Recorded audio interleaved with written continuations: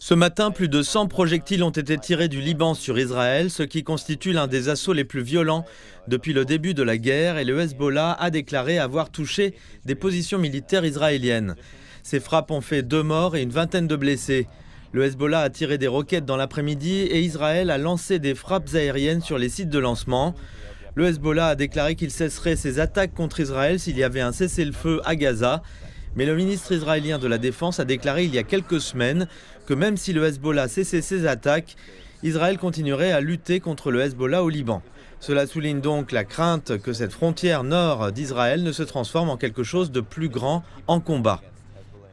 L'autre région à surveiller est celle où je me trouve, la vieille ville de Jérusalem, avec la mosquée Al-Aqsa, le 3e lieu saint de l'islam. Il y a 1 heure, le site recevait des milliers et des milliers de musulmans. On dit que 45 000 personnes se sont rendues aux prières du soir. Israël a annoncé qu'il y aurait des restrictions pour les Palestiniens de Cisjordanie.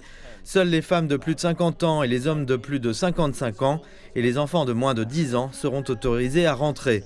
Pour l'instant, c'est le calme. L'an dernier, des clashs avaient eu lieu, mais cette année, tout est calme pour l'instant.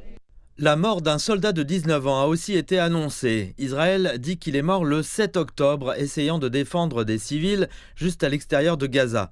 On pensait jusqu'à présent qu'il faisait partie des otages. La nouvelle a été un choc pour la famille, mais aussi pour le président américain Joe Biden.